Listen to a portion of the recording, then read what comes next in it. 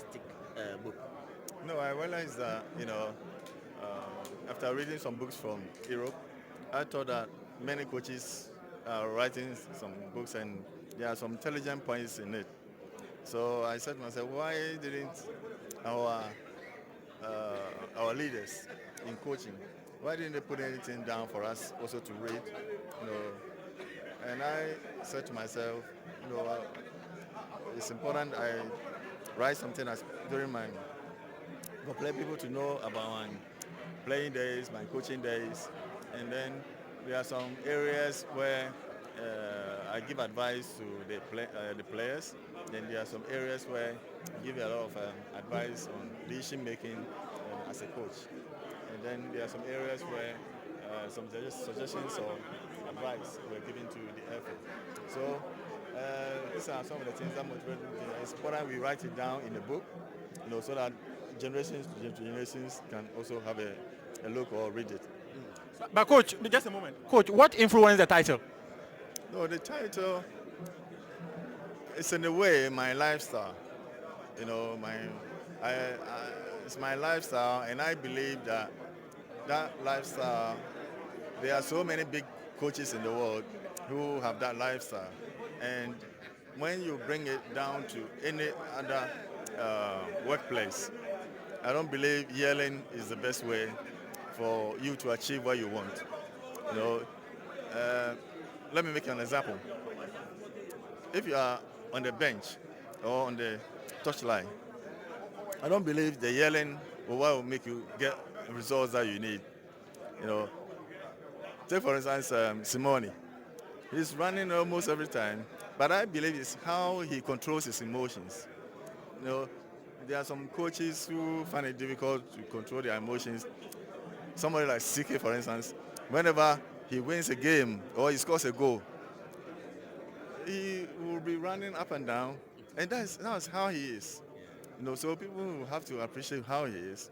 But the important thing you should ask ourselves is, what impact does it have on the players? And for me, that's the most important area. And before you can communicate to players, it's only when there's an infringement, when there's a free kick, corner kick, or the game has stopped. That is where any coach can send a message across to the players. So once and when sending message to your players, you don't yell. You give them instructions as to what they should do. So um, yelling is not the best way from my point of view. But I think that you know any work that you're doing, you know, you need to show respect to whoever your colleague, and then give him guidelines as to what you want him to do for you to achieve, at your workplace. But is there a perception that you must yell to get a message across? Yeah, that's the perception, but I don't believe that is the best way because there are so many coaches. You know, the only time maybe they'll yell is when he's being, let's say, he's giving a message. It's not actually. I won't say that it's yelling. It's shouting at somebody who is far away from him. Telling him, okay, maybe you need to move back, or because most of the time, once the game is ongoing, if from now you can look at it, whenever you're watching a game, you check when the game is ongoing, whether the players will turn and look at the coach for any instruction. You can only turn when the game has stopped, or get instruction from the coach when the game. So, while the game is going on and a coach is running up and down, for me, it's how his emotions, how he's managing his emotions. So, was it a challenging one, like putting all this stuff together? Do you encounter any problems? Yeah, it took us almost a year, to put this thing together. And because the co-author, sometimes had to come down from the US. The hour is 5 hours difference. Sometimes when he needs me, I'm busy, and sometimes when I need him, he's asleep. So there was a lot of challenges. He had to come down, talk to my family, talk to my friends, my playmates, to get a lot of information. before we could write this book. So, which criteria did you use in selecting your best 11 for the Blasters? No, I look at it from my playing days up till 2019. Those that I have seen, those that I've seen playing, as you can see, those are the players that I chose. I did not choose those who played before me because I did not see them play. So why did you decide to put our all-time striker, best striker, which is Tony Yeboah, at the bench, not including him in the first 11? No, it depends on the players that you're starting the team with. Once you're starting the team with, sometimes you look at, okay, let me play with 4-3-3, for instance. You can't put two strikers in there. If you're playing 4-4-2, fine, you can put two strikers. So you decided to select Samoja? Yeah, I decided to play 4-3-3. And it's got nothing to do. The most important thing is a player being in my team. Sometimes you could have a team, 23 players, but as to who will start the game, it will depend on the opposing team that you're going to play. Sometimes you look at your players, you look at the opposing team, no, this game I need to play two strikers. Or this game I need to play 4-3-3. Or this game I need to, you look at the game and then you put your players in there. Again, people were shocked that you mentioned Abedispele's name in your team. No, why would anybody get shocked? Because he was a great player. He was a great player. I played with him. And I don't see why, and I've never had any issue with him. So Coach, in your coaching career, what would you say has been the most difficult decision to make? As a coach, every decision is difficult. For me, every decision that I've taken at the Blasters level is really, really difficult. But you see, coaching is about risk-taking. You take a decision, some of it may go well, some will not go well. If it doesn't go well, you learn from it and then you carry on. As to me taking a bad decision, no, I've never taken any bad decision. If you had the opportunity to turn the clock of time, which decision would you change? I will not change any decision. I've learned from my bad decisions and I've moved on. I will never change anything. Your low point as Blasters coach? I don't believe I've had any low point. The players that you deal with, the players that you have at a particular time, you ask yourself, what can I do with these players? So wherever you get to with the players that you have at a particular time, you assess it and then... Your high point?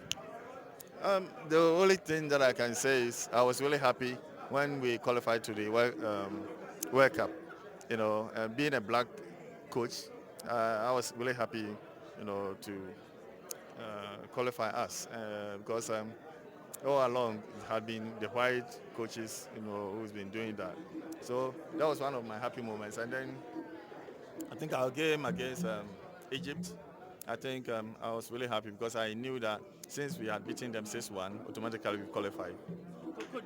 Talking about the 2014 World Cup, which you did very well by qualifying Ghana to the 2014 World Cup that was played in Brazil. Do you think the Black Stars of Ghana could have done better had all promises on the part of officialdom and then at the top level, had all promises been fulfilled? Do you think Black Stars could have done better under you at the 2014 World Cup?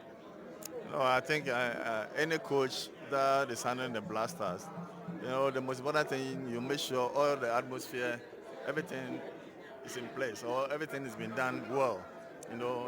The management, the technical team, the playing body, everybody has to perform its role very well for you to achieve success. Success is not based on only one person, so there are so many factors that lead to success.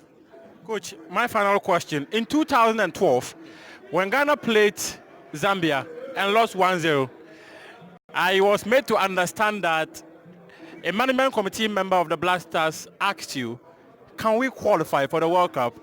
You told him, turn your back, mark over there, we are qualifying for the World Cup. What influenced this? No, I mean, there are so many decisions or so many things that I've said. Anything that I say, I have believed in it. And once you have believed in whatever you say, the Lord will also help you. because I had believed that the players that I had, and then looking at the teams that were supposed to play, I knew we'll qualify ahead of Zambia by that time we finish our group, and then on top of it, um, when I'm doing something and I'm not sure about it, I know myself, and I don't know that maybe that's me. There are some things that sometimes I even dream and I get some, I tell stories and it comes true. Coach, what must Ghana do in order to win the Africa Cup of Nations, which every Ghanaian want to see Ghana winning? Yeah, it's not easy. We need to plan. We say always we jump to let's go and win, let's go and win. It doesn't work like that. We need to plan and tell ourselves, do we have the quality now? If we don't have the quality, don't put pressure on any coach. We are not helping ourselves. At the end of the day, no coach wants his team to lose any game, or no coach wants to go to a competition and come back without a trophy. Everyone who goes to a competition wants to go and win. But we need to make sure we plan very well. We make sure the players that we have, we groom them up to the level that we think, okay, this team can get any cup for us. So, coach, Book